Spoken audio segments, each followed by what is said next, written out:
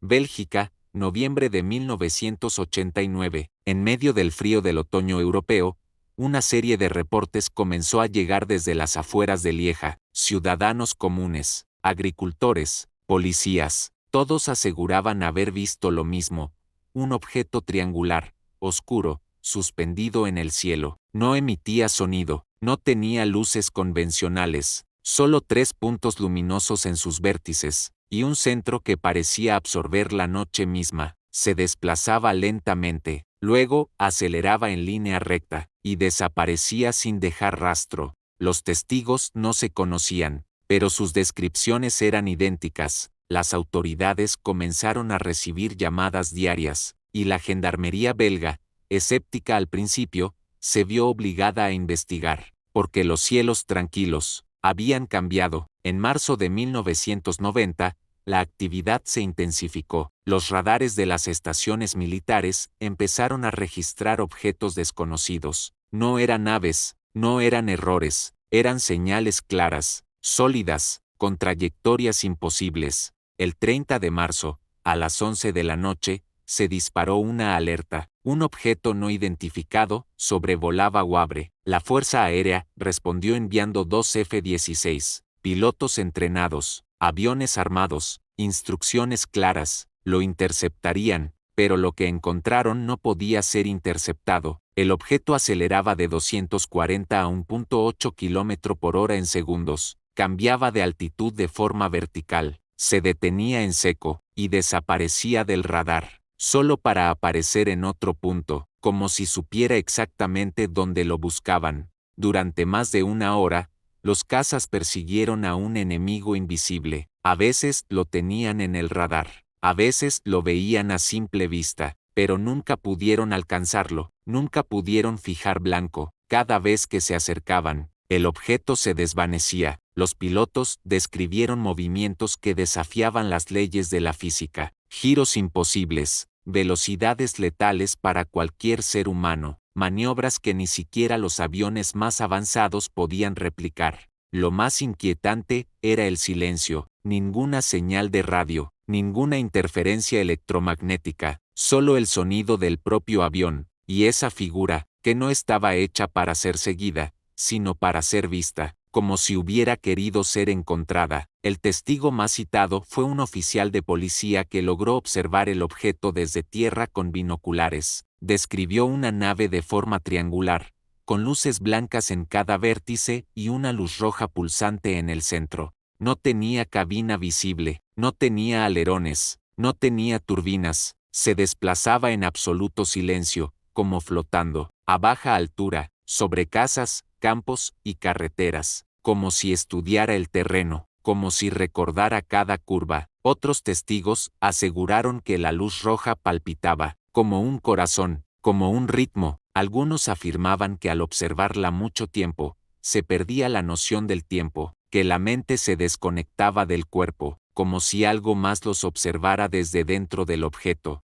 A diferencia de muchos otros casos ovni, el incidente de Bélgica dejó rastro oficial, informes, gráficos de radar, testimonios grabados, fotografías, todo archivado por la Fuerza Aérea y compartido con la prensa. El general Wilfried de Brouwer, portavoz de la investigación, declaró ante los medios que se trataba de un fenómeno físico real, estructurado y desconocido. Nunca usó la palabra extraterrestre, pero tampoco la negó, y sin embargo, con el tiempo, el caso fue silenciado, se cerraron las pesquisas, los archivos fueron almacenados, y el cielo de Bélgica volvió al silencio, pero las grabaciones aún existen, y los radares aún recuerdan lo que vieron. La Fuerza Aérea invitó a expertos en aeronáutica, física y óptica para analizar el caso. Todos fueron escépticos al principio, atribuyeron las observaciones a fenómenos naturales, globos meteorológicos o errores de percepción,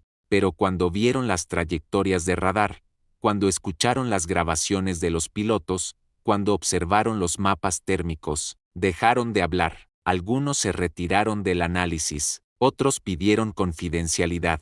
Nadie quiso firmar conclusiones definitivas. Uno de ellos, de forma anónima, declaró a la prensa: sea lo que sea, no es de aquí. pero tampoco se comporta como si quisiera esconderse. Parece probar algo o medirnos. Esa frase no volvió a repetirse en documentos oficiales. En abril de 1990, apareció una fotografía, capturada por un civil. Mostraba claramente el objeto triangular, con sus 3 luces blancas y la roja central. Era de noche, el cielo oscuro, pero la silueta estaba ahí, clara, nítida, innegable. Fue publicada por algunos medios, y al día siguiente, retirada sin explicación. La persona que tomó la imagen no dio más entrevistas. Su nombre fue borrado de los archivos. Algunos investigadores creen que fue presionado, otros, que la imagen fue alterada. Décadas más tarde, aún circula en foros y revistas de misterio. La llaman la imagen que no debía existir,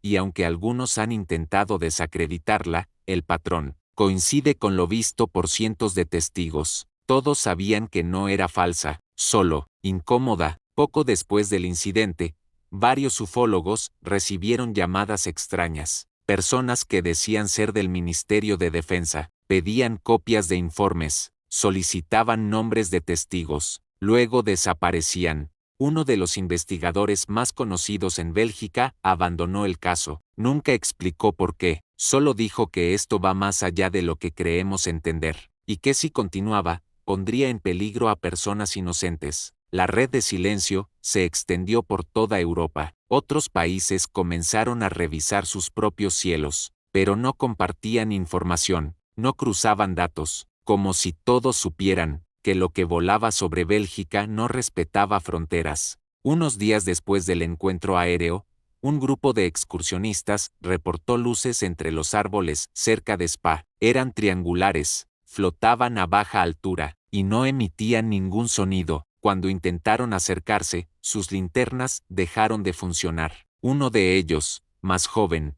caminó solo hacia la fuente de luz. Dijo haber sentido un hormigueo, como electricidad bajo la piel. Luego, desapareció por 3 minutos. Al regresar, estaba desorientado, con la ropa húmeda y una cicatriz nueva en la espalda. No recordaba nada, solo dijo una frase: no era una máquina, era como un pensamiento con forma. Esa noche, nadie volvió a hablar del tema, y el bosque quedó vacío, pero con la sensación de que alguien aún seguía dentro. En 2001, algunos documentos del caso fueron desclasificados. Incluían mapas de vuelo, registros de radar, notas manuscritas, pero había huecos, días sin reportes, testimonios sin firmar, grabaciones sin audio. Un periodista que investigó el archivo afirmó que alguien había limpiado los documentos, que faltaban referencias a contactos visuales, que las partes más detalladas eran las que habían sido eliminadas. Una nota sobreviviente decía: